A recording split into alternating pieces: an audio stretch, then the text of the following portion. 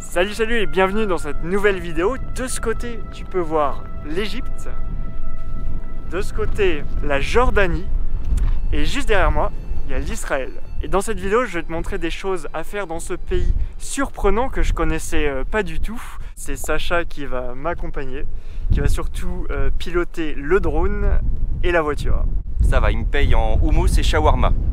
Alors la voiture, c'est obligatoire en Israël si tu veux traverser les parcs nationaux et il faut compter environ 600 € pour une dizaine de jours.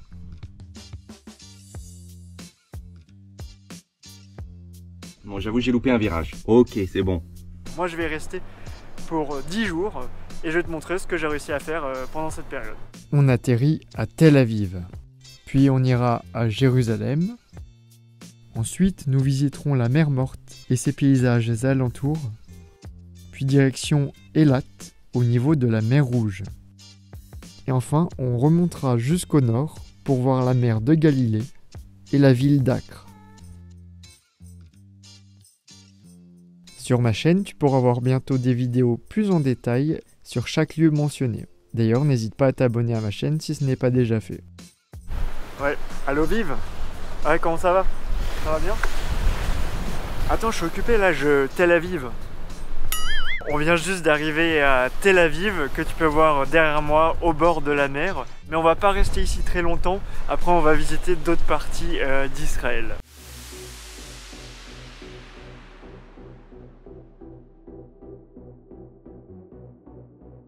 Au programme, promenade au bord de la mer Méditerranée et découverte des plages et ses couchers de soleil.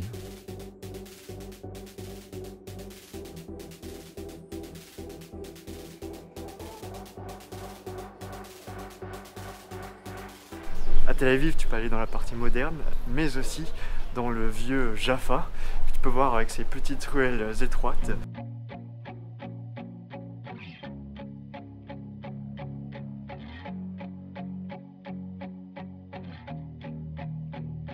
Jaffa est la partie sud ancienne de la ville. Il s'agit d'un des plus anciens ports de la côte orientale de la Méditerranée. Jaffa et Tel Aviv ont fusionné en 1950. Depuis le sommet du parc Abracha, la vue est prenante. On y trouvera la statue de la foi, puis le pont des vœux. La légende dit que quiconque saisit le relief de son signe astrologique et regarde la mer verra son souhait se réaliser. Sur le même thème, sur cette place, on trouve la fontaine des signes du zodiaque.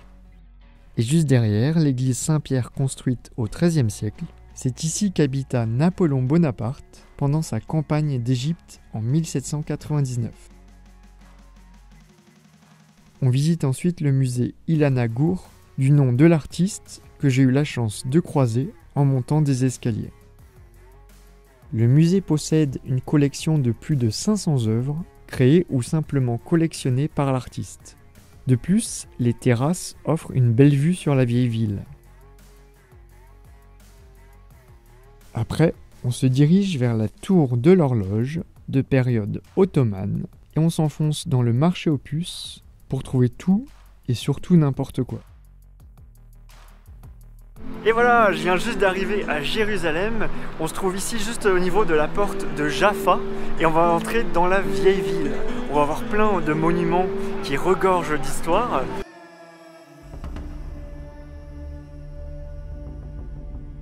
Dôme du Rocher, Mur des Lamentations, Église du Saint-Sépulcre, Mont des Oliviers, Chemin de Croix, Rempart.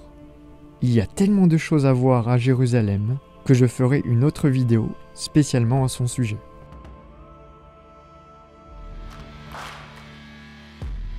Pour la suite du séjour, je t'emmène à la mer Morte.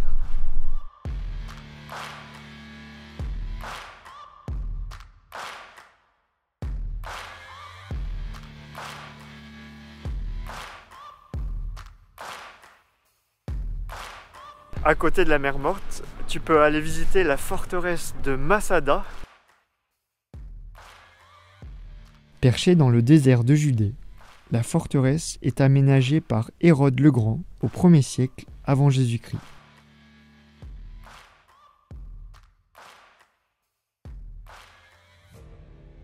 Elle est connue également pour un long siège des Romains au printemps 73 qui se termina par le suicide collectif des Juifs assiégés. On peut observer encore aujourd'hui la rampe construite par les Romains.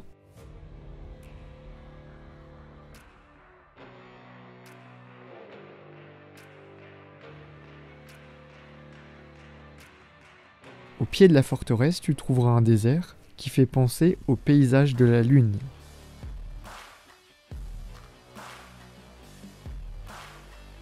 Et à quelques kilomètres, tu trouveras cette très belle réserve naturelle entourée de falaises avec ses cascades.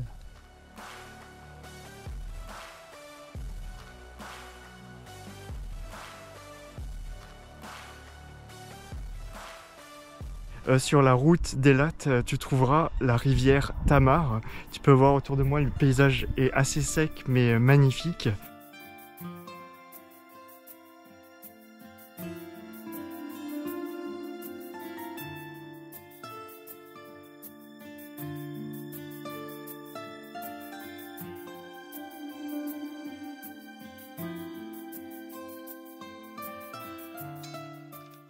Nous arrivons donc à la ville d'Eilat, tout au sud de l'Israël, entourée par des paysages désertiques et au bord de la mer Rouge.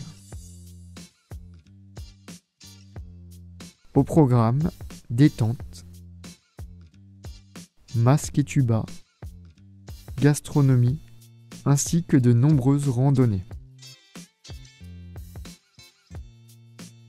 Un truc qui est super cool à faire, c'est le parc national de Timna qui se situe environ 25 km au nord d'Eilat.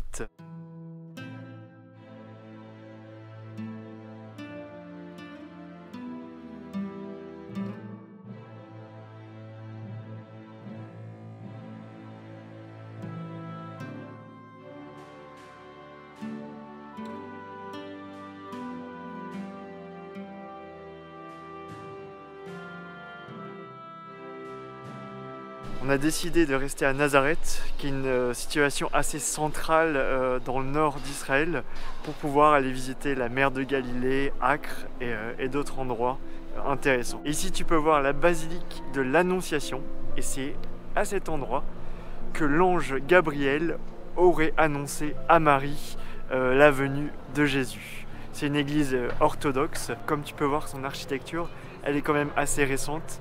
Elle date de 1964.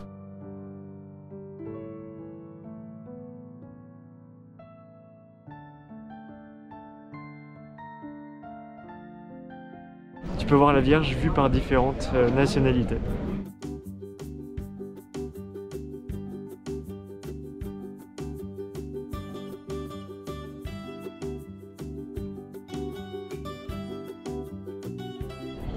Eh ben, j'ai jamais vu autant de vierges de ma vie.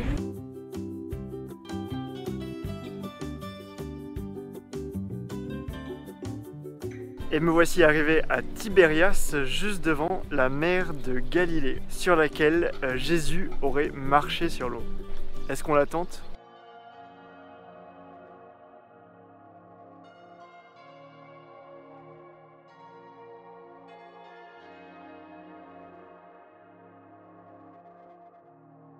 Dans cette ville, on a du mal à trouver une plage accessible. Tout a été privatisé, donc c'est un peu la déception à ce niveau-là. On y trouve quelques sites historiques, comme la mosquée Al-Omari, construite en 1743 avec de la pierre basalte blanche et noire, ainsi que des jardins archéologiques et une forteresse décroisée. Tout proche de la mer de Galilée, tu as le parc national Arbel, dans lequel tu as un choix varié de randonnées.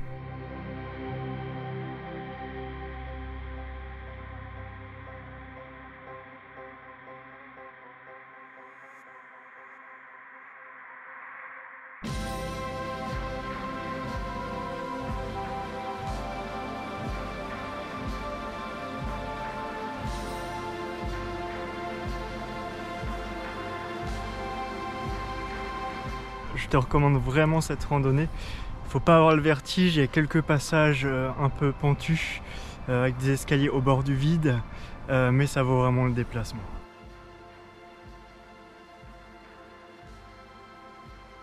Et belle surprise, sortie de nulle part, tu vois une forteresse construite dans la roche.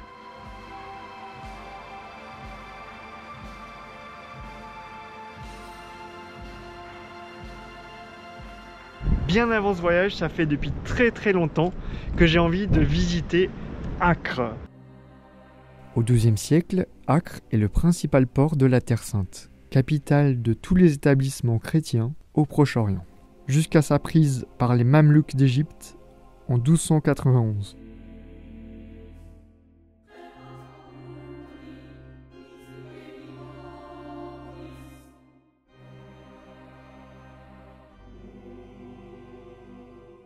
Et maintenant, on va visiter la citadelle des Croisés.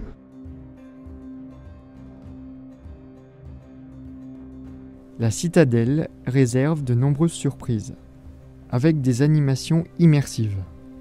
On découvre l'ancienne citadelle des Hospitaliers, qui avec le temps, se trouve aujourd'hui en sous-sol. Des objets qui retracent l'histoire de la région, l'impressionnante salle des chevaliers bâtie par le roi Richard Cœur de Lion durant la Troisième Croisade,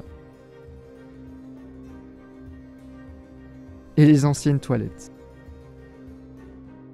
T'es prêt? On va passer dans le tunnel par lesquels les Templiers pouvaient s'échapper.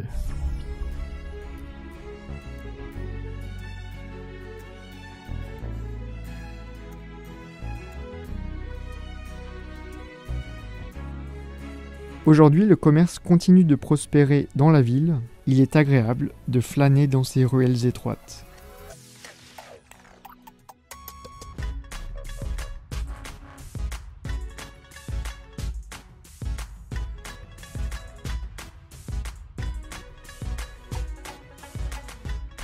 Et voilà, un grand merci d'avoir regardé cette vidéo jusqu'au bout. Si tu prévois un voyage dans ce pays, tu auras peut-être 2-3 idées. Et puis si tu n'y vas pas, au moins j'espère que tu auras voyagé derrière ton écran. Si tu aimes ce genre de contenu sur le voyage, n'hésite pas à t'abonner à ma chaîne et à regarder mes autres vidéos sur d'autres destinations. En attendant, je te dis à très bientôt pour une nouvelle vidéo et merci beaucoup.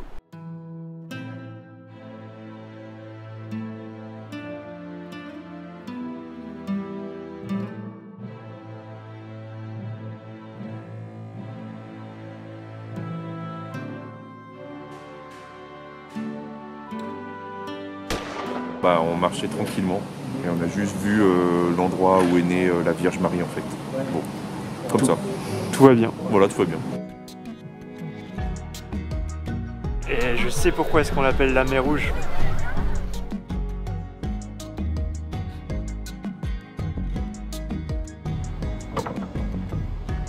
Oh yeah.